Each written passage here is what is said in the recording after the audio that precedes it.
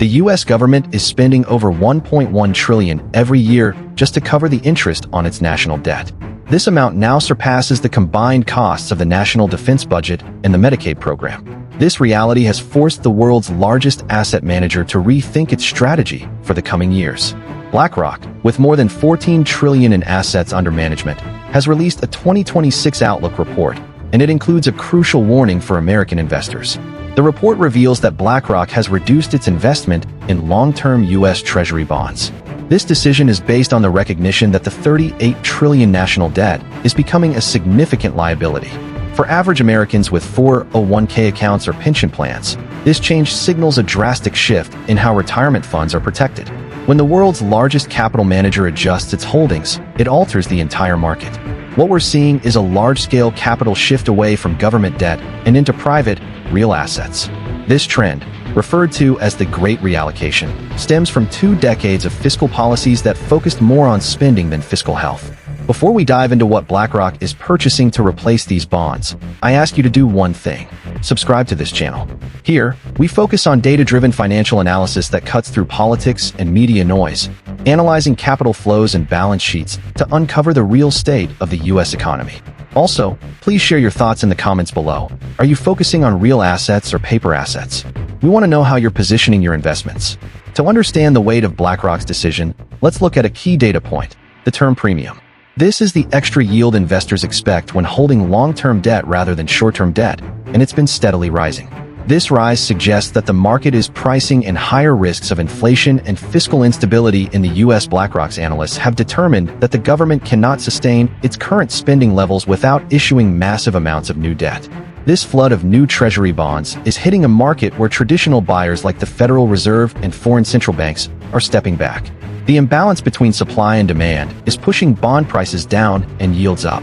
Investors holding long-term bonds are losing purchasing power because these bonds offer fixed payments that do not adjust for inflation. Larry Fink and his team have recognized that Treasury bonds no longer provide enough protection against inflation. As a result, they're shifting billions of dollars into a new asset class: global infrastructure and energy projects. For example, BlackRock's recent $12 billion acquisition of Global Infrastructure Partners adds essential assets such as Gatwick Airport, the Port of Melbourne, and international natural gas pipelines to their portfolio. These assets can raise prices in line with inflation, maintaining the real value of capital, unlike government bonds, which are eroded by inflation. By swapping bonds for these physical assets, BlackRock is betting on real assets while questioning the U.S. government's ability to control inflation. This is a direct challenge to the traditional 60-40 portfolio model used in U.S. retirement planning for decades. Financial advisors have long recommended holding 40% of a portfolio in bonds for stability during stock market downturns. But when both stocks and bonds fall together, as they did in 2022, that safety net disappears. BlackRock's move shows that the era of negative correlation between stocks and bonds is over, and a new diversification strategy is necessary. This is crucial for public pension funds, which are heavily invested in bonds to meet long-term obligations. If these funds can no longer generate meaningful returns from bonds, they will face growing funding gaps that taxpayers will have to fill. Another important aspect of BlackRock's strategy is their transformation into a shadow bank. By acquiring HPS Investment Partners, BlackRock now has a private credit platform capable of lending directly to corporations, offering better returns and stronger terms than the public bond market. BlackRock is effectively becoming the lender of choice for U.S. corporations while reducing its role in funding the U.S. government's debt. This shift is moving capital away from funding the federal deficit and toward private, productive enterprises. As BlackRock repositions its capital, borrowing costs for the U.S. Treasury will rise, which will trickle down to higher mortgage rates and auto loan interest rates for everyday Americans. The 30-year fixed mortgage rate, closely tied to the 10-year Treasury yield, will rise as demand for Treasuries falls. Therefore, average homebuyers are directly paying the price for the bond market's lack of confidence in U.S. fiscal policy. BlackRock's outlook points to an indefinite, elevated federal deficit. Both political parties are unwilling to cut spending or raise taxes to balance the budget. As a result, the government will keep issuing more debt, weakening the currency. BlackRock is positioning its massive portfolio to weather this environment by investing in critical infrastructure, like energy transition projects and the power needs of artificial intelligence.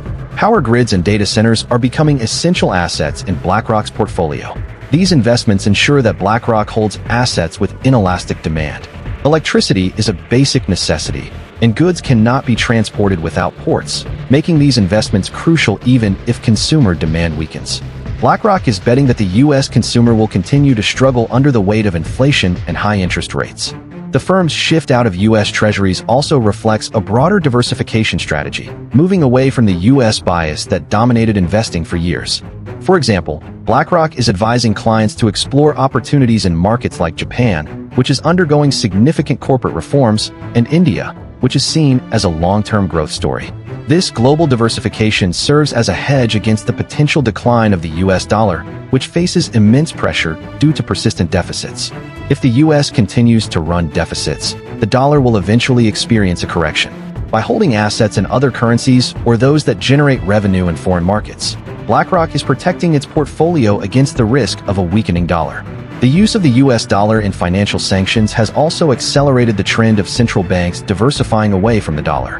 BlackRock recognizes this geopolitical shift and is adapting its strategy to navigate a more multipolar financial world order. This shift includes an embrace of digital assets like Bitcoin. BlackRock has launched ETFs that provide institutional investors with access to non-sovereign stores of value. BlackRock understands that in an environment of central bank money printing, assets with verifiable scarcity, like Bitcoin, have an edge over traditional fiat currencies. Whether it's Bitcoin, gold, or real estate, BlackRock is positioning itself in assets that cannot be diluted by government policies. BlackRock's abandonment of Treasury bonds is a sign that the firm is preparing for sustained higher inflation and greater market volatility. The era of low inflation and falling rates is over. A new financial cycle is underway, where capital costs are higher and safety comes at a premium. For individual investors, this means that traditional strategies, like buying index funds and bond funds, may no longer provide the inflation protection they once did. Investors must consider how to incorporate real asset exposure into their portfolios, just like BlackRock. While you may not be able to buy a billion-dollar pipeline, you can invest in energy, materials, and industrial sectors that own these assets.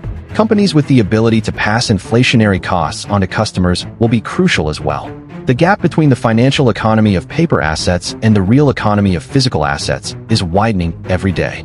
BlackRock's shift towards real assets and away from government debt marks a rational decision to protect capital in an environment of rising inflation and fiscal instability.